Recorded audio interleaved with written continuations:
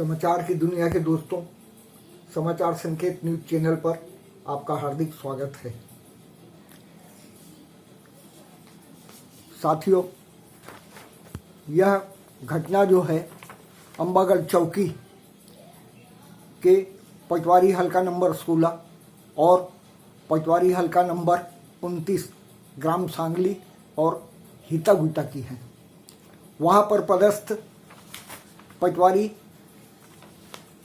सुश्री विद्या बोरकर जी का ट्रांसफ़र 8 जून को तहसीलदार लारूकर मैडम ने वहाँ से नक्सली क्षेत्र विचारपुर मुड़पार चिल्हाटी क्षेत्र पर कर दिया।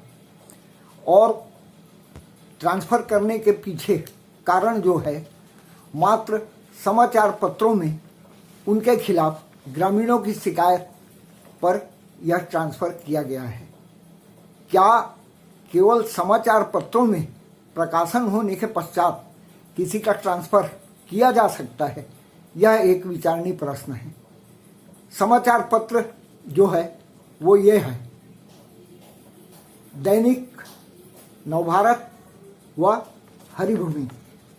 इसमें जो है पटवारी सुश्री विद्या बोरकर जी के बारे में छपा कि वे जो हैं ग्राम पंचायत में नहीं रहती हैं, ग्रामीण उनसे त्रस्त हैं और बात बात पे वो पैसे की मांग करती हैं। ऐसा समाचार पत्रों में प्रकाशित हुआ। उस आधार पर जो है तहसीलदार लारूकर मैडम ने उनका ट्रांसफ़र कर दिया। 12/12/2021 को सुश्री विद्या बोरकर का पद स्थापना जो है ग्राम सांगली और ग्राम हितागुता में हुआ था। 9/12/2021 को वहाँ नाजनीन पति कादिर के द्वारा जमीन खरीदी की गई और उस वक्त वहाँ जो है पटवारी ऋतु भोयर थी। 3 दिन के पश्चात जब जब विद्या बोरकर जी का वहाँ ट्रांसफ़र हुआ, तब तक के वह जमीन खरीदी हो चुकी थी। उसके नामांतरण के लिए और ऋण पुस्तिका के लिए ऋतु भोयर को कादिर सिद्दीकी द्वारा बुला गया। कादिर सिद्दीकी ने जब उन्हें कहा तो ऋतु भोयर जो पूर्व पटवारी थी, वह विद्या बोरकर जी को बोली कि उनका ऋण पुस्तिका बनाना है। ऋण पुस्तिका उन्होंने बना दिया। बनाने के बाद 17/6/2022 को नामांतरण की तारीख दे दी कि अमुक दिन आकर आप नामांतरण करवा लीजिए। अब जो ऋण पुस्तिका बनी उस पर 3/6/2022 को तहसीलदार लारूकर मैडम ने दस्तखत कर दिए और वह दस्तखत करने के बाद 17 तारीख को कादिर सिद्दीकी जमीन का नाप जोख करने के लिए आए। वहाँ स्पॉट पे जैसे ही विद्या बोरकर पहुँचती हैं, नायब तहसीलदार अंबर गुप्ता जी का फ़ोन आता है कि आप जो है कादिर सिद्दीकी के ज़मीन का नाप कर दीजिए और नाप करने के पश्चात उन्हें ऋण पुस्तिका उपलब्ध कराएं। तो विद्या बोरकर बोली कि भाई मैं जो है स्पॉट पे ही हूँ और अंबर गुप्ता के फ़ोन करने के जस्ट थोड़ी देर के बाद संसदीय सचिव इंदर शाह मंडावी के पीए का फ़ोन आता है कि आप जो है कादिर सिद्दीकी के ज़मीन का नाप जोख कर दीजिए और ज़मीन का नाप जोख करने के पश्चात उन्हें ऋण पुस्तिका उपलब्ध करा दी। तो विद्या बोरकर बोली अभी कुछ देर पहले जो है अंबर गुप्ता जी का फ़ोन आया था, अब आपका फ़ोन आया है और मैं स्पॉट पे ही खड़ी हूँ और मेरे साथ 2 कृषक वहाँ मौजूद हैं। तो पीए बोले ठीक है। उसके थोड़ी देर के बाद तहसीलदार लारोकर मैडम का फ़ोन आता है कि कादिर सिद्दीकी बोल रहा था कि तुम बहुत परेशान करती हो, उसका अभी तक के पर्चा पट्टा क्यों नहीं बनाया हो, उसका ज़मीन का नाप जोख क्यों नहीं कर रही हो। विद्या बोरकर ने कहा भाई मैं तो यहीं खड़ी हूँ और नाप जोख कर रही हूँ।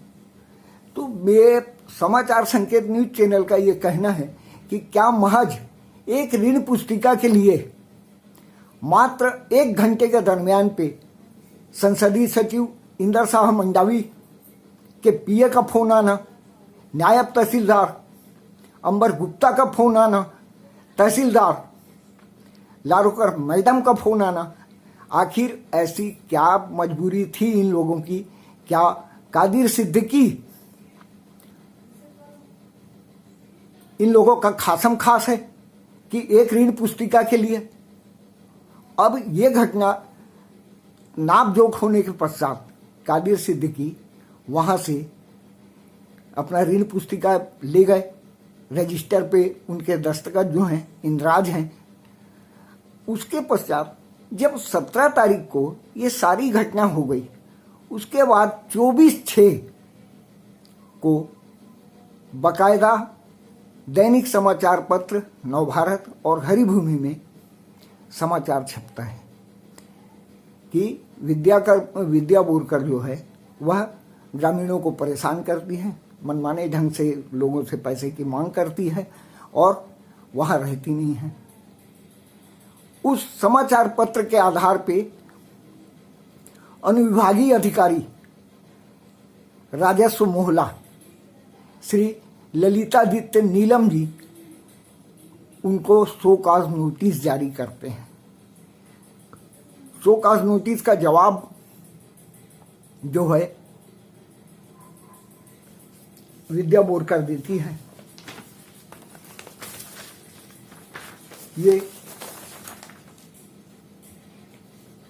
ये शो कॉज नोटिस का जवाब है। ये देखिए जो सुश्री विद्या बोरकर ने दी, ये दोनों जब यह जवाब दे दी, 24/6 को ये घटना घटती है और 24 तारीख को ही 24 जून को ही कारण बताओ नोटिस जारी होता है और इंदर शाह मंडावी 3/6 को उनका जो है विद्या बोरकर जी का ट्रांसफ़र के लिए लिखते हैं अपने लेटर पैड पे अनुविभागीय अधिकारी मोहला को कि शिकायत के आधार पर प्रशासनिक दृष्टिकोण से पटवारी का प्रभार बदलने हेतु अनुशंसा सहित आपकी ओर प्रेषित है। तो आदरणीय संसदीय सचिव जी, आपसे भी मेरा एक प्रश्न है, क्या आप भी केवल समाचार पत्रों में प्रकाशित होने के कारण आप उसको शिकायत मान लेंगे? ऐसे तो रेत वाले मामले में आपके भी बहुत समाचार पत्रों में छपा है, तो उस पर आपका क्या विचार है? इस पर भी थोड़ा सा अपने उद्गार प्रकट कर दीजिए। उसके पश्चात 8 जून 2022 को तहसीलदार द्वारा विद्या बोरकर के ट्रांसफ़र का आदेश निकाला जाता है, जिस पर वो लिखती हैं कि ग्राम सांगली पटवारी हल्का नंबर 16 व ग्राम हितागुता पटवारी हल्का नंबर 29 में पदस्थ पटवारी द्वारा ग्रामीणों से दुर्व्यवहार व शासकीय कार्यों में भटकाने व मनमानी करने की शिकायत पर दैनिक समाचार पत्रों में प्रकाशित होने के पश्चात उनका ट्रांसफ़र किया जाता है। ग्राम मुड़पार व ग्राम विचारपुर, यह वो लिखती हैं। तो मेरा भी तहसीलदार मैडम से यह प्रश्न है, क्या समाचार पत्रों में प्रकाशन होने के पश्चात समाचार की विश्वसनीयता को देखते हुए आप ट्रांसफ़र कर रही हैं? क्या यह आपकी नज़र से उचित है? और जिस पटवारी हल्का नंबर 16 ग्राम सांगली और पटवारी हल्का नंबर 29 ग्राम हितागुता के ग्रामीणों की शिकायत कह रही हैं, जबकि वो दोनों जगह के ग्राम